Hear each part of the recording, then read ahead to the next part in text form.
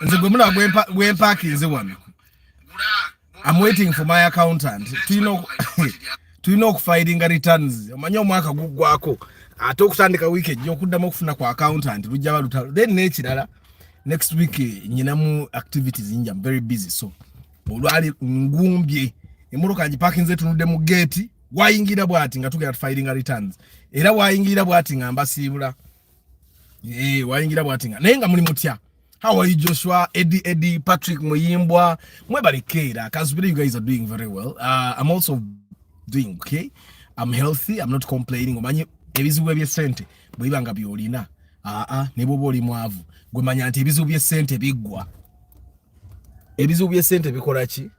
Ebizibu by'essente biggwa. That's high Vinicuts. That's one thing I've learned about life, that money problems they are not really problems. Ebizibu biggwa. Era mukama bwabanga akuyambye hyperde. I feel good. Ekinkola obubintu bulwembera mpakinze so ateka mu music. Olwokuba mba nti akabattery akali ku mmoroka eno battery buno butono njagala gula N50 njitekeko oba ka machine kanka jump starting lwe katuuka ne bwe nabanga parkings anti bwetu egwako nga nkwata bukwasika machine kan nga ngenda maaso wali nga nteekako chuki nga nkuba machine obo ngenda bubaguza all the guys that are driving automatic cars. I'm going to be selling those machines to you. Mujja kungula hi Yusef, hi Herbert, mugenda kuba mungula ku machine obo nga bwe mugenda okugula radio. Radio zange lwakuba munaye bantu ba shipping babuzabuza naye ngama muzituka in like about 5 days sagala nimbe nyemo nanga nimba limba. But anyway, so today we are talking about Nuwa. Mbadde nkyabagamba omanye embozi nze embozi ensingire embaga etanyomye lwansonga nze kisoka mapate pupa watu yakata pate pupa. I don't like parties that much. Hi set to by Henry baba buza ko banange Vinikatsa Kabare, good morning, good evening, sorry. So njagala kwogera ku Nuwa. Today I was in the parking at work and omuchala najja nkola naye. She does makeup. She's very good at makeup. Bamwita Joan Nantege. Manyaba mumanyi. So she does makeup. Film ezisinga ez'amanyi Kampala wano, TV shows ezisinga ez'amanyi azikola makeup. So we recently did a project together. Badda akyamanja. Era omulali mga Joan jangu kwata sente zo. Namwita nenzimuwa. Nangamba njagala nange gula motoka naye njagala motoka nene naye abantu bankanga Nuwa. And I thought that, okay, today is a Saturday. Why don't I just talk about it? No. So I've told her all I'm going to tell you today, but I'm going to tell you more. Hi, Sengendo Abdul, how are you? So I understand there are so many people that want to buy the Nuwa, especially the 2002 to 2005 model. And they're scared because there's so much that has been said about this car. I think I used to believe what you believe myself. Edda nga nange ndowooza anti Nuwa motoka si nungi, but I can tell you now the Nuwa actually has no problem. Nuwa in motoka eringe motoka endala. So today ko tuveko ku topic omanye mboze ensingire embage etanyume ntandika okunyumya bwenti nenvaawo nenzirako eno. So today it has rained actually in Kampala. That's why my accountant is late. It's a lady. So chileke enkubi badde inawe mukwatide naye leero return nzifilinga ku Monday. You are whatever money I have that belongs to you, I'm giving it to you. But today I'm filing the returns both for me and for my company. It's a very important thing, guys. Atana sasura musoro gwa mwaka guwedde because majority of us mwaka gwa figugwako mu June. So my year ended, my financial year 2022-2023 ended in June, and July I started 2023-2024. So I have to file the returns and pay now. Hi Amos Nandala. How are you, Rogers? How are you? So in a business, you naga to never filing returns. You should as well file the returns now and pay up before the December 31st. Me, I'm going to do that. So I'm bad in China. Herbert, I've had a very busy fortnight. Did you buy another car? What happened to the black interior? In embozi ye morokeno ne okufuka bweti ngenda jibanyumiza temwedaliikirira. Hi Awakening Uganda. I'm fine. How are you? So embozi ya interior no kuchuka okufanana bweti ngenda jibagamba. It has to have a special day. But alright tugenda kugenda ku Nuwa. Okujja ku embozi ndala lazia. We bought a wajita batya? We bought a Fielder yesterday, 2010 model Fielder. And it's an interesting thing. Nende mbozi ya inspection yeguru kanji bagame nchaliro kanjogere kunuwa. So tomorrow I'll be telling you the conversation. I'll be telling you the story of how we bought a Toyota Fielder yesterday. We bought it 34 million. We paid cash 25. Nebasigana watu banje million mwenda. Emuru katena vibe because impya. Izo 2010 number tezijirako so ino kujirinda. At yes as with the chap. So we are expecting the number plate to come out on Monday. So, mbade nchabagambe bizibu bya sente. Greetings, praise the Santos from Nairobi. How is Nairobi? So, mbade nchabagamba nti bizibu bya sente. Money problems are not problems. Because the moment you get money, the problems can go.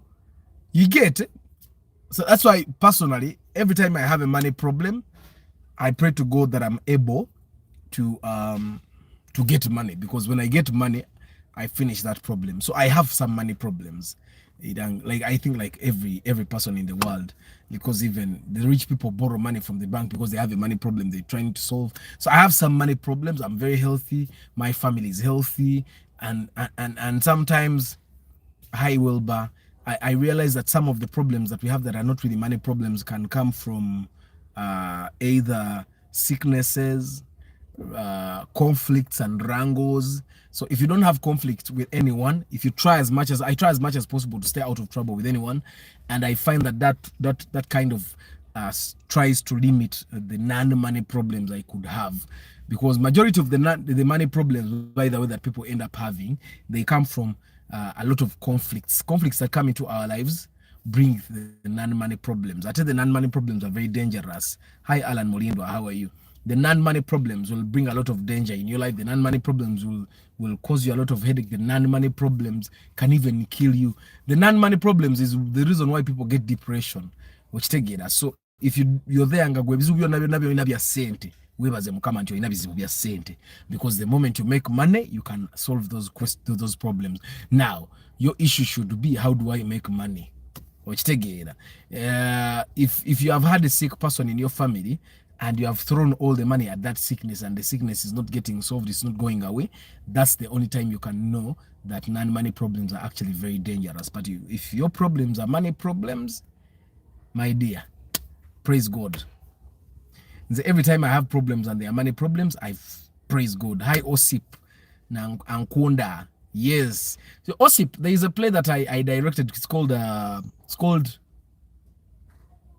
The Government Inspector, and there's a character called Osip. I had never seen a Ugandan called Osip. Nice to meet you. Don't read chats, please, because time won't be enough. Alex, nchitegera deka data kagenda kale. Sigenda kusoma chats, but mbadde nkyabagamba non-money problems. For you to avoid non-money problems, try as much as possible to stay out of conflict. Omuntu wakugamba nva maaso muve maaso. Omuntu wakugamba no business girekenze nnyo jiba mugimulekera ogenda otandika endala. Because trust me, I've given up a lot of businesses because there were conflicts, and every other business that I start is better than the one gye bannemesa. Okitegeera. Tewalina we baakulimira ne bagaaga ojja kubeeranga wano. I have a friend of mine, abeereeyo. A policeman is one of his neighbors. I think a policeman munene aleka alinga kudalia DPC. Omusajja amugambe kankuwe sente for like a year now. Guy aganye okutunda. Nze namugamba, let me tell you one thing. Nze sente ze ne bampa sente nga nange wendi. Nove omugaga n'abeere nga mpa sente ze nasaamu muviira. Nga azimpa za awamu kubanga nze nazimba osizikutteza awamu. Nga nkwata ye 10 nenteekawo, nenkwata ye 2 nenteekawo, nenkwata ye 5 nenteekawo. Kati oli bwajja nakwata sente zange zonna nga bwe nzitaddewo n'azimpa. Temusanga nga nzimbye bukoto. I think that's the thing. Anyway, that's a discussion for another day, how Ugandans pay mortgage. I think I should have that topic now, because this is a time that you guys start setting goals for next year and all that. Hi, Central Forex. How are you? Benson Wangula, how are you today? So anyway, let's go to our topic today, the Toyota Nua. Now, I'm very interested in talking about actually the battery young into 21% item file, fast charge. Arthur has the OBD machine. Yes, I have the OBD machine, but apparently it reads only the new reads cars 2010 and above. Tesoma 2008, Tesoma 2010 and above. Zinedaz on 2008 in Tesoma Moroka Ampere. Why? Because cars that are 2008 and lower don't have an agreement with OBD, the company that controls OBD. Yeah. Hey Arthur, thanks for the show. I have a Toyota Noah 2011. I'm selling it. How much are you selling it? Is it full option? Do they call it SI? Is it SI? What number plate is it on? How much are you selling? Bajirabi. Nze ne botayita munze teka uwa moroka gyotunda ne biki byotekeo nze bajja kumpe zange za inspection. Nze mukama yampa. Nze kasita mumpe za inspection. Gwe teka we bintu uteka une namba yesimu bakwenoonyeze. So anyway, I want to talk about the Toyota Noah 2002 to 2005. That's like Twinzojita second generation. It's not actually second generation. I think it's like third generation. But it was a revamped. It was a revamped version of the Toyota Noah, the one we know, which I don't recommend anyone to buy here. But the Toyota Noah 2002 to 2005 is a very good car, and apparently there has been a lot of things being said about that car, how bad it is, ngabwe echamuka ingini ngabwe ine bizibu ngabwe ekorachi. So today I wanted to talk about it, try to show you the ins and outs of that car, what major problems that car has, and of course the good things. Everyone knows the good things. Let me start with the good things. For example, the Noah is an 8-seater. You have your seat and then 7 other seats for the passengers. It has a huge boot. It's a very good utility vehicle. You can run errands with it. Majority of them are 4-wheel drive, and those that are 4-wheel drive you use the button to engage 4-wheel, which makes it a very good car. It has a lot of space. It's really comfortable. I can tell you this: we drove the Noah to Masaka. We drove the Noah to Masaka the day we bought it. So we were going to Masaka to inspect a Toyota Alteza that one of my followers had bought, like I think at the beginning of the year. So we wanted another follower of mine who had sold his Vitz to another follower of mine to go and buy that Alteza that belongs to another follower of mine. And so we drove the Noah. The gentleman that bought the Noah, I had even gotten him a driver. He was going to pay him, and then I said, no. Let's just go with this Noah. We hitch a ride. We don't buy fuel and all that, because we would have taken my Vitz, but then it was a free ride. So we offered free driving services for free fuel, and we were very positive. We even went with money to buy the Alteza, which take it as cash. For the guys that have accounts, get mobile banking on your phone, so that when you go to buy things like cars, you can just transfer money. For the people that accept, of course, I know there are people that don't accept, and you have to go to the bank and get cash. But for the people that accept, just go with your phone. It's totally okay. Make sure you have a limit that goes beyond what you would ideally hope to pay for. If you're paying for land, then you just transfer. If it's 200 million, you can transfer up to 100 million equity, which fits within the bank at 500 shillings, I think. Yeah. So anyway, the Toyota Noah is that car we drove. Actually, the day we bought it, and that very day, without even doing service, because service was still valid, because we could see the service tag, we simply drove to Masaka, and it was comfortable. It was one of our Muslim friends here who bought it. He's a public health practitioner, and it was a UBA. We bought it at 17.5, 18. I don't really remember how much we bought it. So and we drove it, and he's still enjoying his car, by the way. I think he came here 2 days ago and he said he was enjoying the car. So we went. Oh, I have an old Primo. Do you expect to bring another OBD? Yes, I want to bring an OBD that actually scans all cars, because Katieno again scanning amoroka zaba jeke abagura 210 and all that. But I'm going to bring a much more advanced one that scans all cars, because there are things that you can fix in your car with an OBD machine that you can't fix with any regular mechanic. You get?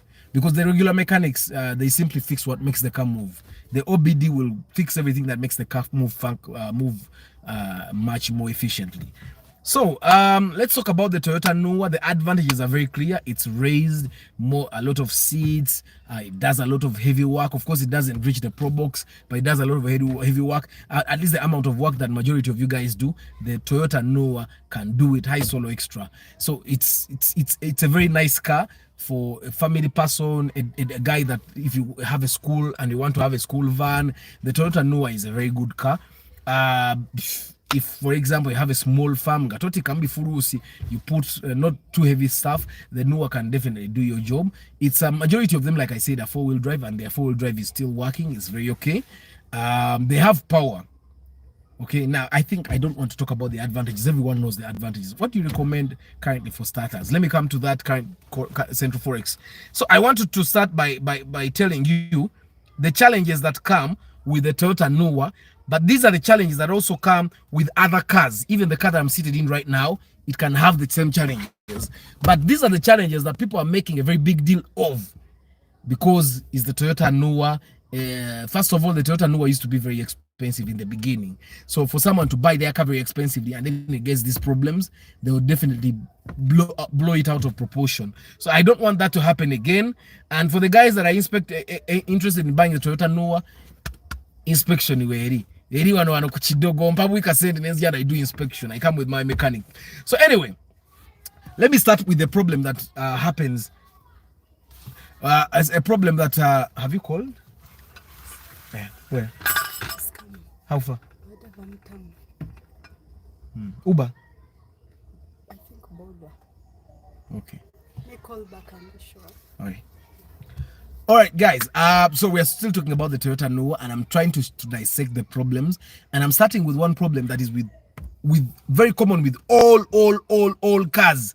This problem can happen to your Chikumi Kumi. It can happen to your Primo, Mr. Yusuf. It can happen to this car that I'm driving. It can happen to the Aractis. It can happen to a Wish. I mean, it happened to the Toyota Wish that Samuel Sisi has here, the Valvematic. It happened Muna Msomesa na Abura no car. But agane ate moroka. Sinajivuga demieze na katuida bientu temu. This problem happens with all cars. This is the problem of the water pump leakage. Water pump. A water pump is like a small machine. It has like a fan that its main job is to blow water coming from the radiator into the engine so that it has pressure go back to the radiator. So the water pump is a component that is put in the engine. Now the water pump is moved by the pulleys. Okay. Now the water pump can get a problem where the rubbers get probably worn out, or the water pump can just get worn out. Now, normally when the water pump gets those issues, it starts leaking. Okay? Now, if a car has a leakage with the water pump and you don't see it and you're not checking water levels, I'm telling you, it does not matter what car it is, it will overheat. Now, how do you know that the water pump has died? Water pumps make noises. Like if you're driving and the water pump is dead, a car knows because so it will make noise, but majority of you guys won't even hear it. You won't. So sigenda kumarabu the baga because you won't. So it's upon you to have a mechanic that can actually search for where the problem is. Over some time you go to do service and the guy that goes down there and anti water pump kati leaking. That's literally the only way that majority of people know that water pumps have problems. If a Toyota Noah has a water pump that gets blown, it will overheat. If a Toyota Vitz has a water pump that gets blown, it leaks. It will overheat. If a Toyota Noah old model has a leaking water pump, it will overheat. You get what I'm saying? If a Subaru Forester gets a water pump that is leaking and you don't see it soon and you don't check water levels, it will overheat. That happens to Toyota Noahs a lot. Now, you're going to know why you would not know that the water is out of the car unless you're vigilant. It doesn't matter which car, I check the water levels every day. It's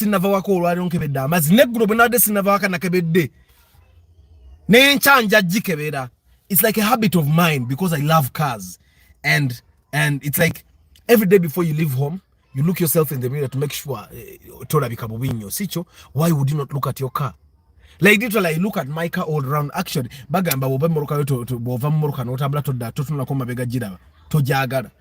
I've literally been doing that since my first car, the Chivina UAB 155J. You get what I'm saying? So water pump issues, that's a general problem. It happens to all cars. It can happen to a Noah. And when that happens, the Noah will definitely overheat because of the reason I'm going to tell you sooner or later. So that's reason number one, and that's a problem that can happen to any car. Never remember water pump. That no, because water pump chuma. Emoroka zino zetugula nafa abagula mu bondi, nafa abagula enkadde, nafa abagula zetusanze mikome nanga zitudde, nafa abagula kubeziremeredde. Ebisere ebisinga emoroka ebe naddala eza bondi zitula, isolutula mu bondi yo gye bagijula. Because remember this guy buy auction vehicles. They go and buy on auction. You'll find that the car's been in the bond in Japan for like a year. Seated there doing nothing. So if you buy it and the water pump blows, don't go back to the Moyindi disturbing him. Ate wanguzize motoke eyingi minfu. Sima water pump. Water pump is a component. Ngabo da bakuzana na maso gonga malamu ne gatuka ne gafa kati nze munda bagange mafu ne simu eno weri siraba wo. Wali blurry wayward until I put my glasses on. Kati kyogamba mbu mama oba yakuzaala amaso gonga malamu. Bwe gafa ngoddayo ng'omugamba mama wanzaala nenfa amaso mpayo kasente. You get what I'm saying? So I'm trying to say water pump will be an issue. So every time you go to service, be vigilant, talk to the service guys. I saw the rudest service guy I saw was yesterday at, I think 2 days ago when I was doing service at Total Acacia Mall. He's a dark guy. He was rude. So reason number, another problem that will happen to the newer, but this is something that can happen to literally every car. This can happen to every car, and it happens to most of the new cars.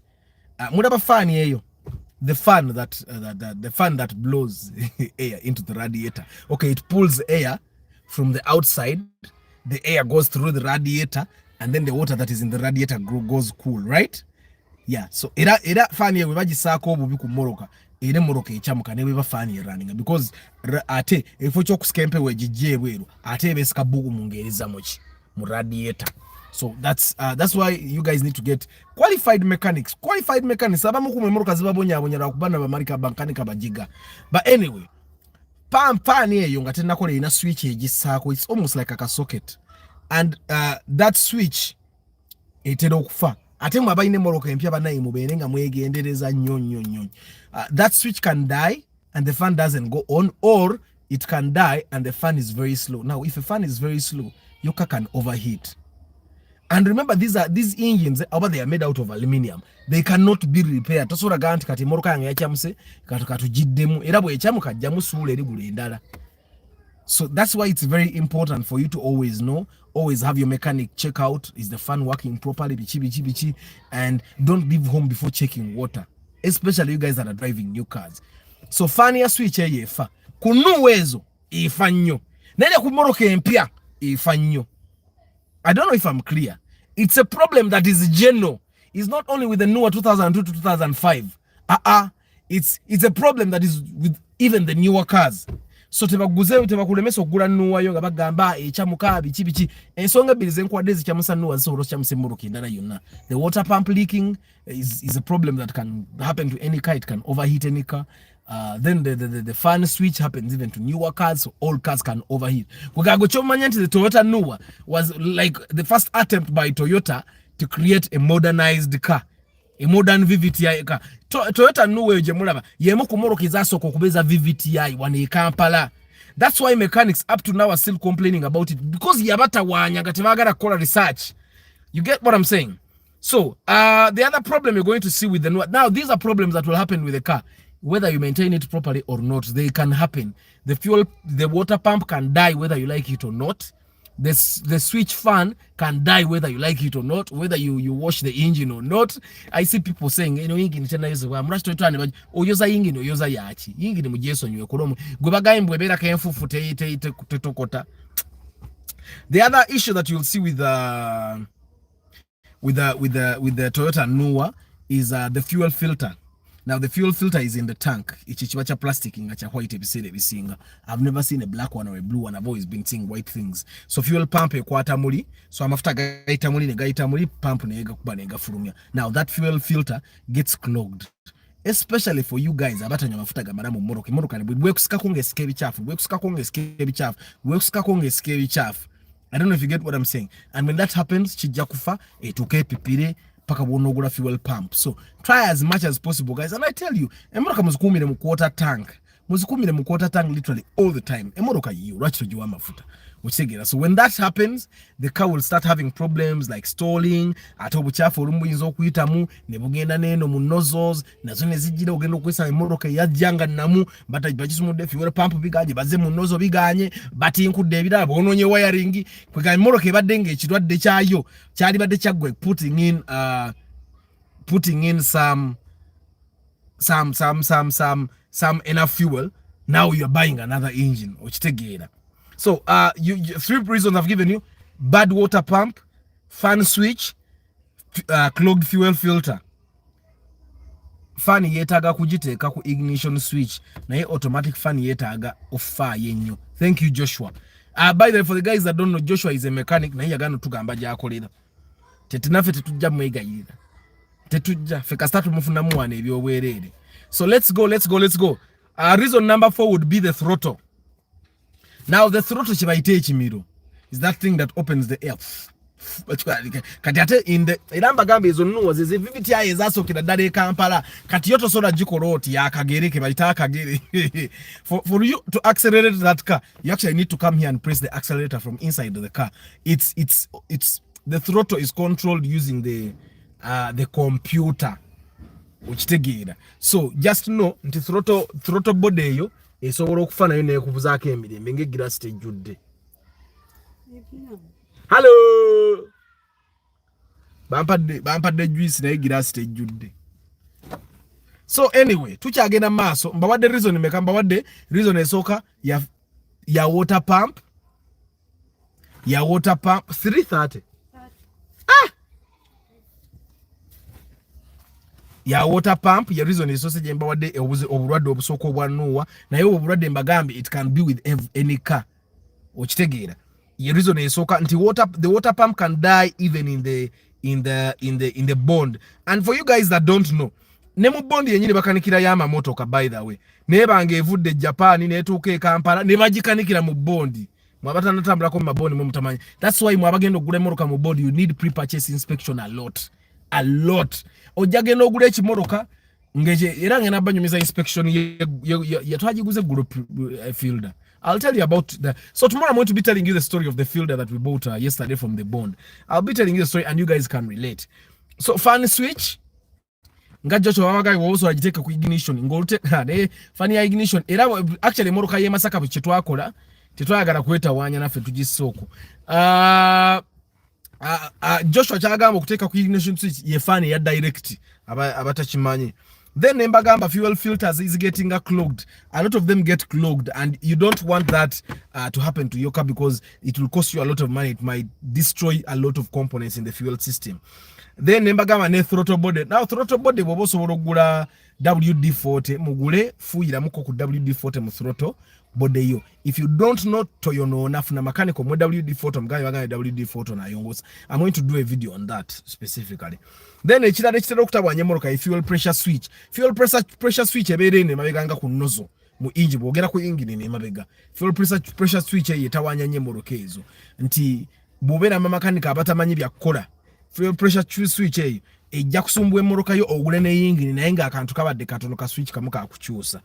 Then ekirala and the very commonest problem is the computer. Now bino ebitu bagamba byonna byonna bisobola okubeera ku buli motoka. Oba ogirabirira otya, oba togirabirira, oba ojagala, oba tojagala, these things will happen. Computer ya Nuwa itawanya. Like the day we bought the Nuwa of the gentleman in Masaka,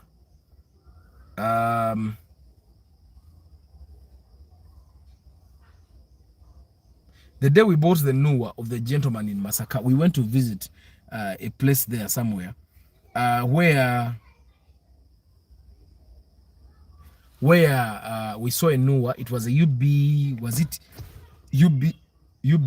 or something. Nengate, it wasn't accelerating. You press the accelerator, it wasn't doing anything. Now, that's normally a problem of the computer. There are specialists that do that. Otwala yo computer ne bagikola mu ne bagitereza tedda mu kulwala. Nenge kyekirwadde kinene nnyo with the Toyota Nuwa. Era Nuwa nyingi teza accelerating. Oli nabeera ne Nuwa ye negana oku accelerating n'agitunda na layisi. Bw'agitunda layisi ekirwadde ne bakikolera emitwalo 25 oba 3. Oli ne yeyagala kyokka ng'oli emmotoka ye yakola ki? Yamutama lw'ekyo kintu. So you need to also know those things. Sina sentence konachi bampadde juice ow'ekitundu. Kale taata. Nawe bali kigamba. Okay, so those are problems. Let me tell you the problems again that will happen for the Toyota Nuwa, whether you look after the car or not. So you need to be vigilant to see. Atenga byonna byonna osobola okweyamba bw'oba obitegedde. Ekisooka, it's a water pump. Water pump weefe emmoloka eyo esobola okukyamuka.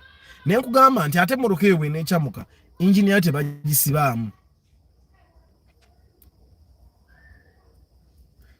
Joshua nze nja kutandika okugulanga wooli sebo nange njagala nzije mu dduuka nga nange gwenjogera naye mumanyi obanga ntumya butunanga Joshua bamperezeeyo kintu kya mmeka naye njagala mbeereyo n'omubedde wange wakiseka so bana Joshua abagambye ayina edduuka lya spare enamba edduuka libawadde liri S128 ku Kiseka Auto Center genda wo bagambe nze ndi muntu wa Joshua angambe nzije ngule wano mutegedde ngenda soma comments zamwe very shortly magambe problems few water pump nembagamba fan switch nembagamba fuel filter nembagamba throttle nembagamba fuel pressure switch ne computer ebizibu bijja kuba ku nnuwo oboyagala oba toyagala you just have to be ready you have to try to know where you fix your car from ate ebintu bino ebimu ne pressure switch eno esobola okufa because of bad fuel mwabanywa amafuta anti shero yetunda kakaga rusanvu bali batunda kakaga rukaga kinana kan saving abi yo saving chingonywa amafuta ga mutwalo. So anyway, let's go to the things that happen because you don't look after the car properly. Because if you look after the car properly, then the car will definitely give you good performance, everything. So mountings waloka mounting katono nnyo kali awo nga ku system ya 4-wheel wawo kafa nnyo ate bwe kafa kasumbwa makanika bamanyi n'okuseera okukajjayo okutera yakalala okitegeera. But guys, first born abagamba like the video button either down here or you press the X over X eri wano oba wano press the X and you'll see the like button and like the broadcast. Yeah, then ekirwadde of course ekisooka ekiva ku negligence ya face bad fuel emoroka buli wono ogiwa amafuta yegenda kusumbuwa ati mwe mwagala okugula amafuta agalayisi okitegeera amafuta agalayisi agagenda kukosa emoroka yo. It will clog the fuel pump, it will clog the nozzles, it will clog whatever it can clog. And very soon, because it's a newer, it was like the initial VVTi technology car in Uganda. Which obo manyante buli kizibu VVTi kyayina okukyayinza okuba nakyo nuwe sobolo ekitandika. Chobola abamakanika bagitya ate nga abamakanika baffe batya technology omupya okitegeera. Then check water levels. Kebere moroka naddala mu abayina. Now, why do you want to check water levels? Toyota nuwa ng'emmoroka zino zonna empya zetuvuga ennaku zo teyina temperature gauge. Now, emmoroka etayina temperature gauge togiraba ng'egenda okukyamuka. Omanyi ffe abavuze emmoroka enkadde emmoroka zetuvuze zikibina zikorola zaani wagirabanga ng'egenda kukyamuka n'ogamba etandise n'olinnya n'ogenda oba n'ozikiza n'okkirira akaserengeto kati emmoroka egenda okulaga nti ekyamuka ng'ekyamuse. I don't know if I make sense. So olumu oyinza obutamanya nti ekyamuka n'ekyamuka lumu okitegeera. Aba love of cars waliwo brother Jimmy Kasiita omugamba Joshua muwe mwe muba ku special offer muwulidde edduuka lya Joshua libagambye liriwa abagambye edduuka lye liri nge comment ate sigiraba agambye edduuka lya Joshua liri ku Kiseka Auto Center shop number S128 mugene muguleko spare oyo muntu waffe okitegeera. So anyway, I've told you all the problems you can see with the newer. None of those problems can make the newer a bad car. All those problems are either avoidable or workable on if you have the right mechanic. I don't know if I make sense. Kubizibu byonna byenjogedde, if you service for the right fuel station or the right service station, they will see the leaking water pump before it's worse. Okitegeera. If you have a right mechanic, ajana jiwulira nti kati pressure ikendedde y'amafuta tuguleka switch kano. Okitegeera. Kati echa computer mechanic amanyi byakola ajja kuba asobola okitegeera nti kakati nakalwadde ka computer kazi because akalwadde ka computer ko kajja kujja oboyagala oba toyagala. Kayinza obutajja gwenga gwogivuga obanga kajja yajiguza yajina n'akakanika n'akamalamu, but that computer problem will definitely come. But it doesn't make the newer a bad car. Go buy your newer.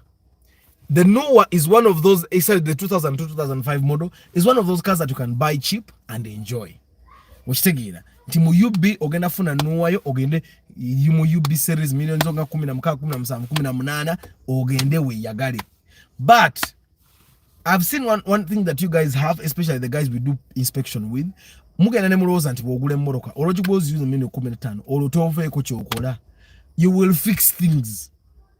because emotoka solo jigula ku other one for example no kivuga okuva wano no kuba ekinnya walingo kirira bwo kuba ekinnya mounting ebadde ewaniridde mounting ne yulika ositegeera ngebadde ewaniridde ne yulika ne gwayo katojja ategamba muntu nti ate kati wanguzize emotoka embi ositegeera because mounting kabanga kagere nti oyinza obotambula mu lukuubo mu nyumba eyo ne weekona akagere ne kazimba kati ositegeera. So it's important that we all understand it. So katika nsobe comment zammwe nga bwe mumpa n'ebibuuzo ebiri ku Toyota Nuwa. Buy the Toyota Nuwa. Tewaba wakugoba ku Nuwa. Abamu babaguza zirizi Nuwa zimugongo gwamba nga babalimba mbu Nuwa eno biri mbi biki babalimba. Asoke nsobe ku comment zammwe. Baba.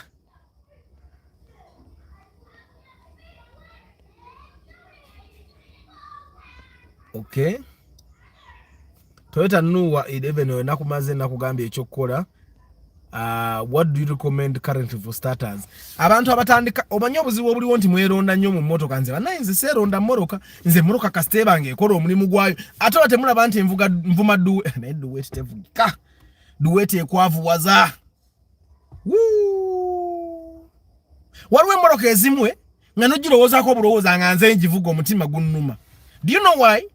Because those cars are too problematic that for me where I live, it would not reach alive. Like now the Nissan X-Trail, it will not get to my home alive. It will not get to my home alive. Which other car? Pajero GDI. Ha! There are cars that even when I'm thinking about them, is omweronde. But the problem with you guys sometimes is Central Forex. You guys are too picky. You come with your 25 million and you're too picky. I don't want that car. I don't want that car. I want this color. I want these extras. If you want extras and you want a particular color, try to be flexible with the budget. Because everything are the things that you want in a car, everybody else wants them. I'll give you an example. A silver car. Everyone wants a silver car. I'm telling you. Everyone wants a silver car. So a silver car is definitely more expensive in the bond. Everyone wants a car that takes extras like fog lights, steering controls. Definitely much more expensive in the bond. Everyone wants a car that has sport rims. Definitely more expensive in the bond. Me, I'm not picky. Nze moroka nayo bata ina sport rims nze nevugira. Nze kasita ntoka jendaga, kasita ekolo mulimu gwange, kasita fira mukubo. For me, I think I've driven so many cars. Of course, sivuganya ku moroka za bay, nene moroka eze bay, nzivuzeko nga sizange. But I find that the more expensive the car, the more responsibilities you have. You have to keep the car safe, you have to keep the other people safe. Because at gwavuke moroka yebe no maroko na kuwa boda. Bakwavuwaza no kwavuwaza bali abasajja. So anyway, but me, the number of years I've driven cars, right now a car is a tool. So I'm not picky. So Central Forex Command, let me try to tell you, if you're not too picky about which cars you drive, if you're looking for reliability, functionality, 25, 26, 27, 24, 23, 22, 20, 21, Paso, Vitz, Rumion, Raum, Raktis, Sienta, Nissan Note, I don't know, bugenda bugwamu musentezo, because yesterday when we were going to buy the field, I saw a Vitz at 32 million, no 33, at 33 million. That's like a 2012 Vitz. It's at 33 million. That's what they told me. Kachitegeza nemoro keze million abiri mu. By next year zigenda baziweddemu. I don't know if you get what I'm saying. Zikate zijaba zikendedde. So cars are definitely going to be much more expensive next year than they are now. So if you have 25 million and all that, but basically you can start with any car if you can afford it. But it depends. Central Forex, tell me the budget. Charles Nkugwa, hi. Serun George William, hi. Emmanuel Kabale Gamba. After I'm a starter, but what would you advise me to buy between a Sienta, Raum and Mark II Grand at a budget of 15 million? At a budget of 15 million, you can get a good Sienta, you can get a good Raum, you can get a very good Mark II Grand. Kata ugwewete hizi.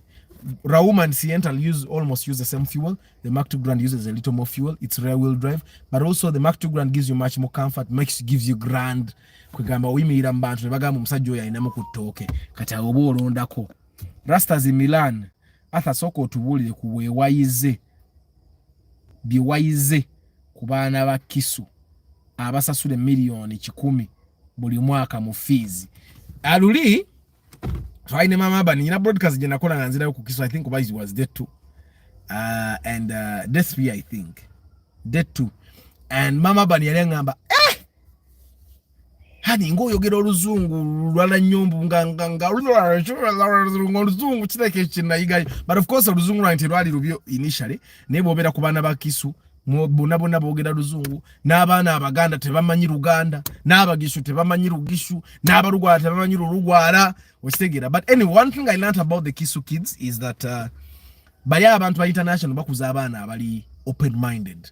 Era omuzadde yena mu kasente at least primary level twala omwana mu international school asoka yige open mindedness. Okitegera ekirala kye nayiga nti abaana teweetaaga bakuba kukola biriyo. Osobola bakolesa nze abaana abange bali ba acting naye nga omwana bw'agaana okugenda line mu vuli mu gyenjagala mugamba dduka emirundi 10 ambala gumu 2 3 4. So but you don't have to beat kids and you can tell abaana bategeera nabo okitegeera. So but anyway, the other thing that I saw banabana rastas immediately bali ambere nga fibitojuzanga akawunga agakai bali obumene kubako kakasoli akajanjaro oruchere to sausage bali obumere butono. Nze nebuza abana bano bagejja batya nze mere bwe batejjudde imbatsidde. But it's our culture, I think.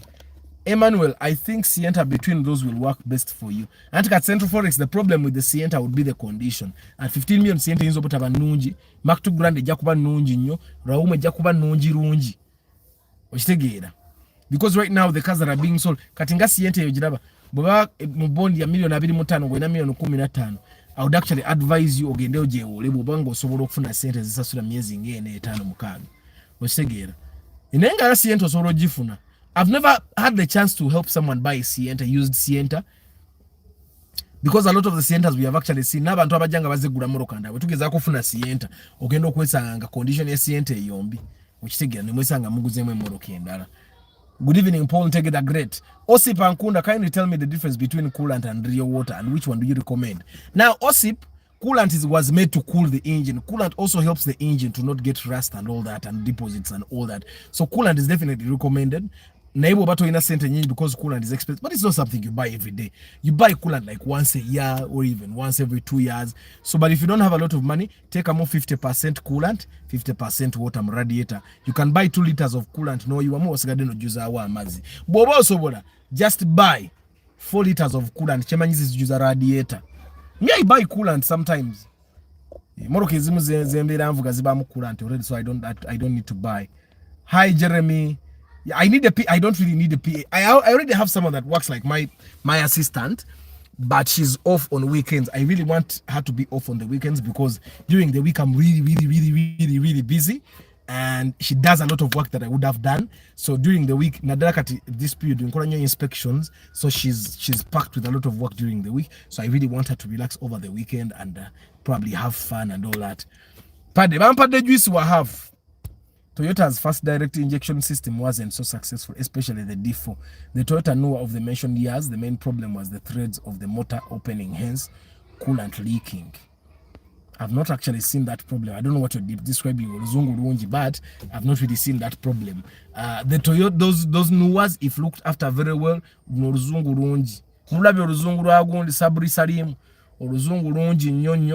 sirutegedde nature describing sikiraba ngako kizibu munnuwa Toyota Blade brand new Muzafaru. What do you mean brand new? From Toyota Sifao toina sente gwe nakumaze. Fuel pressure switch disturbs them because of the type of fuel you use. Usually Toyota recommended high fuel grade for those motors, and about computers they recommended upgrading softwares. You know, they don't actually upgrade software, Salim. What they do, they modify the computer, just cut off that area that is disturbing. Then Joshua Yabagambi, I need duka ya spare kuchiseka auto center duka lili S128. Mso mrugena ni mwa sente. Thank you for the show. Since you're talking about the Noah today, compare it with Whoosh. Both of them 2010. Buy the Noah because they are both valvematic. They both consume very well. Gura Noah. Hi Hashim. Guys, like the broadcast. Salim, Amina, our love of Kaz Babagambi Kuduka Joshua. You guys are going to get special offer. Alex Chalimpa, thanks for the caring heart. This video is very educative. The government should force people to watch them. Alex Chalimpa, the dictator. Only dictator, we cannot dictate for people. You guys should know, the more we develop, the more people can do whatever they want. The main problem of all motors was thread steering up. Toyota fixed the problem in 2006. Then they switched to 3ZR motors. They often become loose, leading to overheating. Good evening, Abby, Jeremy. Good evening. My number is in the description, Jeremy. Ogamba Ashraf yali. Bademanyi ogamba Ashraf gwano atunda Noah. I think agamba atunda Noah. Sijukira na linya lya gayo. Choto, bro, thanks for the lessons. Amina. Toyota Rush buy. It's a good car. It has the what? Inamo engine ya Daihatsu, but it's a good engine. Most of the cars that you see now, the small cars have Daihatsu engines. Arthur, does your saying apply to cars with modern coolant systems? Which saying, though, Rastas in Milan? Motorcare people will sue you, Arthur. Which motorcare people? What have I done? They can't sue me. Motorcare doesn't bring these cars I'm talking about. And everybody knows the Nissan. Nowhere do you want to compound or Nissan X-ray the parkings. I hate parkings that in your waka. What's the price difference between the Noah 2009 2010 from the Bond? Those cars are literally the same, by the way. Eddie Pro 0 million and above, depending on what is special about the car. People were fearing Noah, but that I'm saying as a man. But we have got to Arthur. So people who are interested in Noah just buy. It's a good car per day. Moses Piruni, my dad had a Noah, but then started losing power. He then sold it because the mechanic couldn't fix to our satisfaction. Thanks for the show. Next year I will be back and buy Toyota Wish 2012. I would like to know the cost of the Wish 2012 from Gun. I'll ask for you. On Wednesday, tugenda gura moroka. Tugenda gura kapiata. This one goes to all mechanics. Please do more research in new cars. Stop telling people that don't buy that car because they stop manufacturing Valvematic now. They are on hybrid cars. Bagambe Joshua Muzafaru, Toyota Blade brand new, talk about it. If it's brand new, just buy. Moroka brand new, neweba Kia, neweba Nissan X-Trail, iba ampia, ibate inabuzibu. Hi King Daniels, I want to know. Spares are not bad. Weba brand new, don't even worry about spare. A brand new car comes with warranty. They'll give you spares. Salim unzisa Arthur Moruzungu. Arthur, I need your number because I need your advice. Mubenji. Sabri, my number is there. Naye tumukolo oluzungu lungi mulinga jeke kati olina ebigambo by'owandiisa walinga nga sinne bwe njagala obitegeera sijja bitegeera nga nyina kuyita mwana wa Kisu anzivuunulire.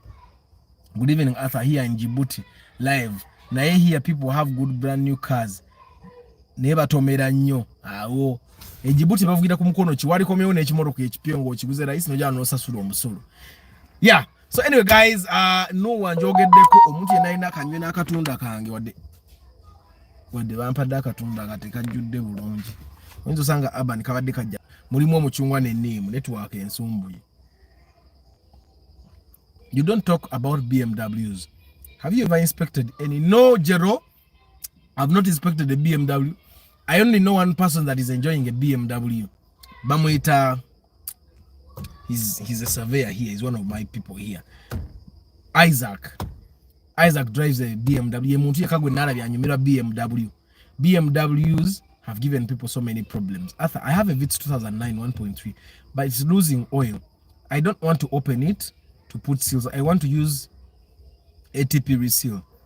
Over Chinakora, because I don't want to purchase a new engine now. Sabri Salim, right now where you are, if it's consuming oil, try out every possible mean.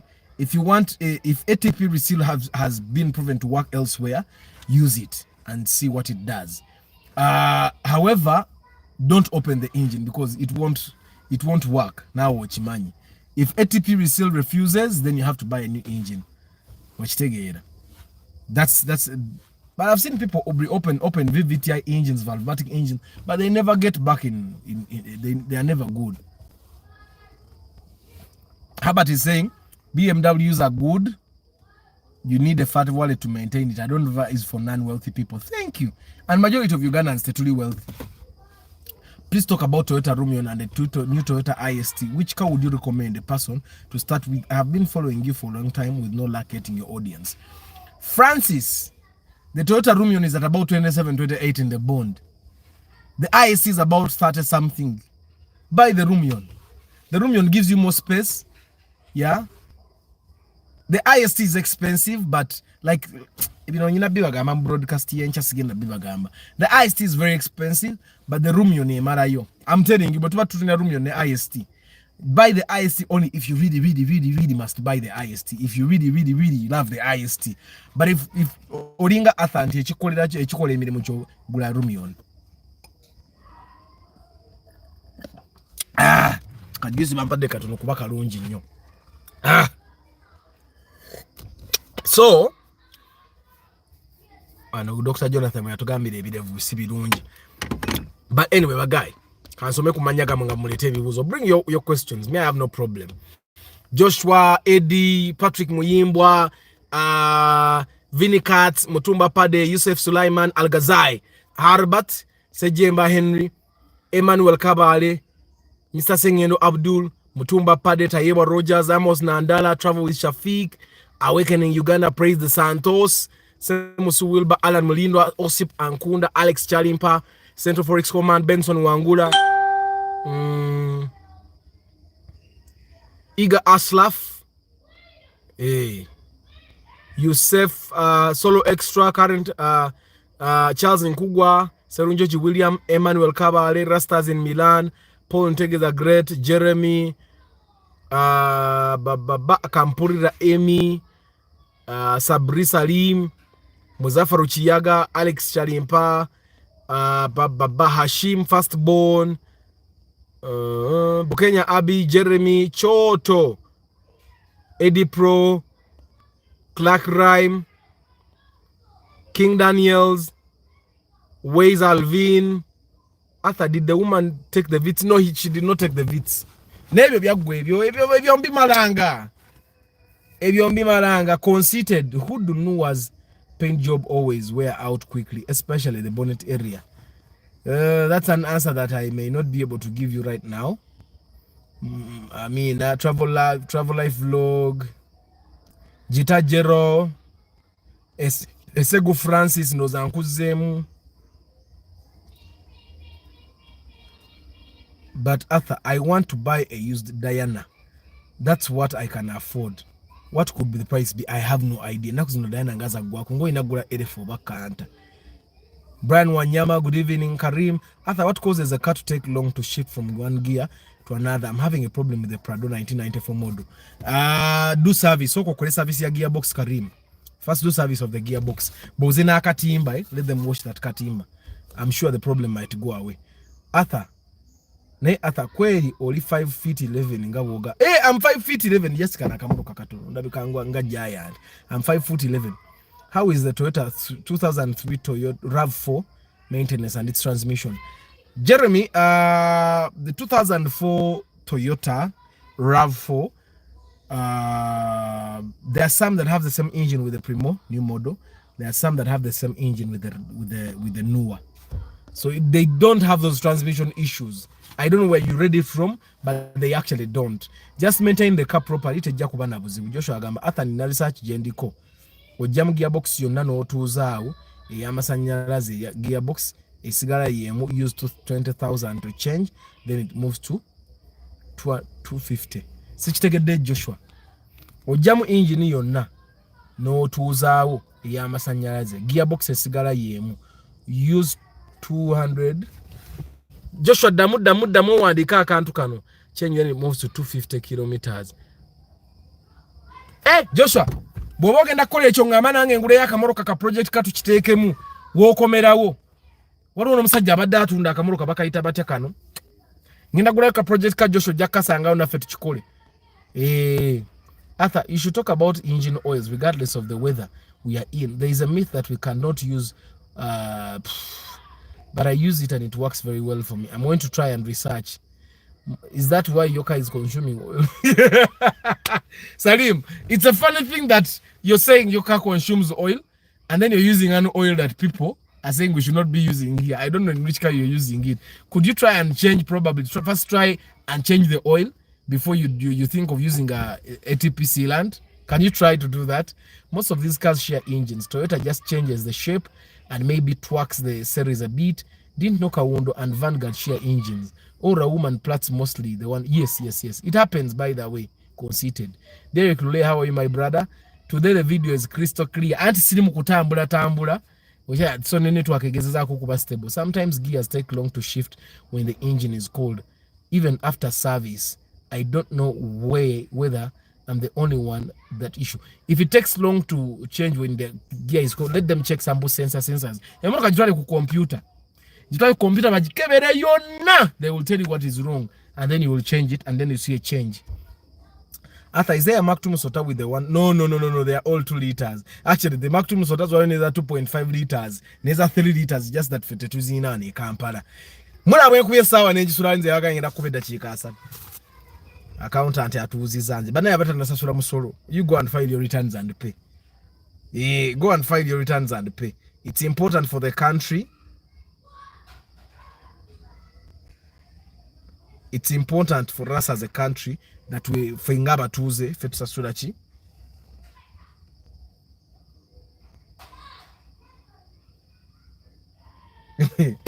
Okay. It's important for us as a country that we the citizens actually pay tax. Kamba jukizi. I do pre-purchase inspection. Ngenda baletina radio za Android. Ngenda baletina radio za Android. Ngenda baletina radio za Android.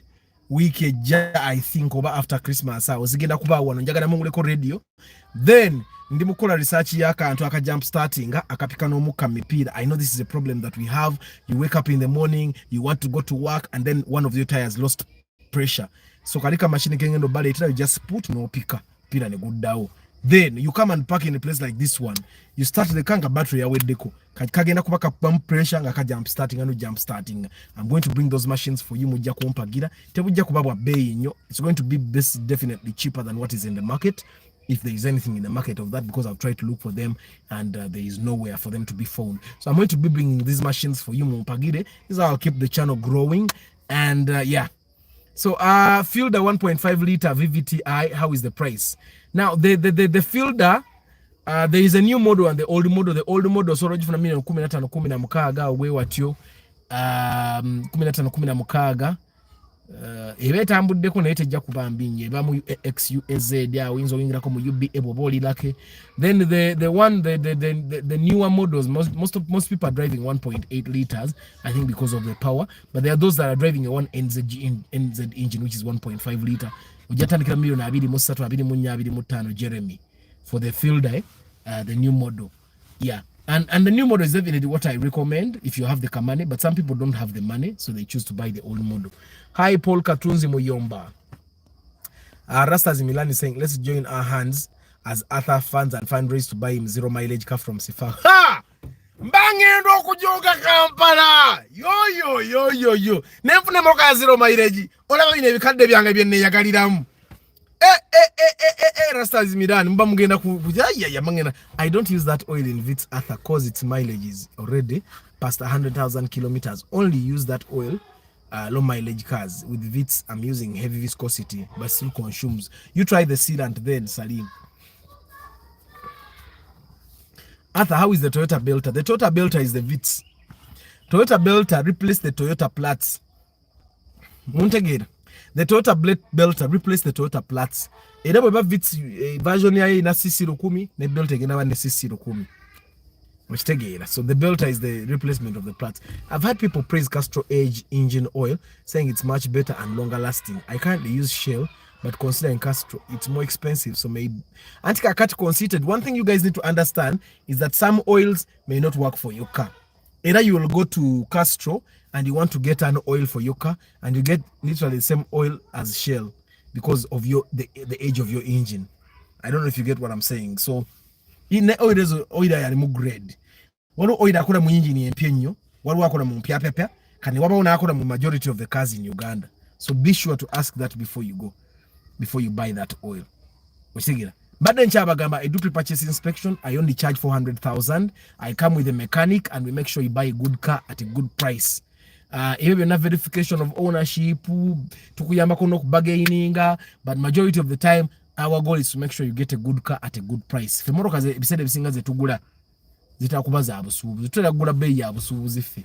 Nti moro ko jigula n'ogitunda akabe kati mulaba vitisi gye twatunda 9.5 era omwami yaba kuwumbuza yali agitunda 11. I'm telling you, because akamotoka ketoina wo kajja ne boba ne million 10 akamotoka ka vitisi kenaguzo omu ku bafolo wange 9.5 nga era folo wange yakatunda toina wo kajja ku million 10 nga kanamu katyo. I'm okay deep in coffee and all these guys are also happy. We hope you're also good. So mweba guy muje mumpe mja pre-purchase inspection ba abani banywa mata Christmas eno nsobe no balita buli aguze moroka season yeno togula radio ngenda kuguza radio ku bei ennungi atenga ne radio nungi reverse camera nga nayo bagiteekamu kusende zo sasule za radio ne reverse camera bo bogiguze bagitira koko because the reverse camera is actually very important for your car okitegera. So a guy, it's 1 hour and 37, 38, 39, 40 seconds. Kamba sibule amanyanga somye. Thank you very much for being part of this broadcast. Tomorrow, I'm going to be telling you the story of the fielder we bought yesterday. Why we bought that fielder. After I bought a car full price, and by then I didn't have TIN number. But when I go back to pick my car, those guys are asking 200K. But we'll be clear without loan on it. Yes, the landlady comedy, 200,000 is transfer fee. Give them the money. Give them the money. Jeremy, the tracker is 350. That's the basic tracker that does all the other things. And then I have another tracker of 450, which is voice activated. You can call it on your phone and listen to the people in the car. For example, airtime, I would call one of my trackers here. Then we mura banyina ebi moroka yange ebikadde kadde. When simu tekuliko access, but you can call the track and listen to the person in the car byayogera byawuda byonna byonna oba obiwulira. That's the one for 450,000. A year 350,000. A year 350,000 ejjako engine remotely using your phone. You can be here and turn off your car. A year 350, you can see where the car has been in the past. You can see, you get alerts when the engine is turned on, turned off, when the person is over speeding, when the person goes out of the range that you want them to be in. You get all those.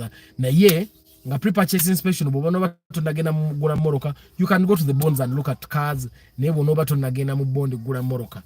And by the way, for you guys abagenda mu bond, ekintu kino njagala nnyo mu kiyige.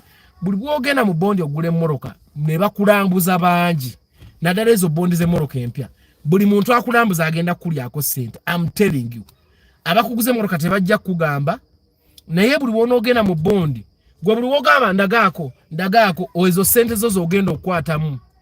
I'm telling you, era buno obukodyo naye badde se bubagamba nayenzi kuba njagala kutaasa sente zammwe. Gwe manya abantu botambula nabo abanja boyingide mu kibanda oli naakulaga n'oli anaakulaga n'oli naakulaga bwe bawera 10 manya ezo sente zo ze zigenda okufuluma.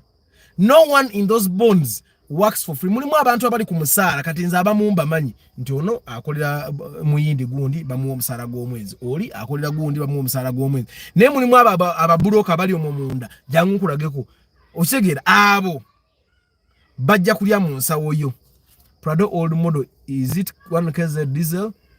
You need to crank the engine to idling for some time before for the heater plugs to work effectively.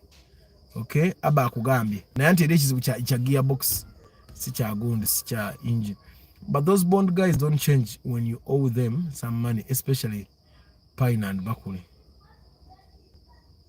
No, I bogule moroka ku muntu omuntu futa ina byakyuka je mitwala bijja transfer. I'm telling you that money either jiba 15 oba 2 standard.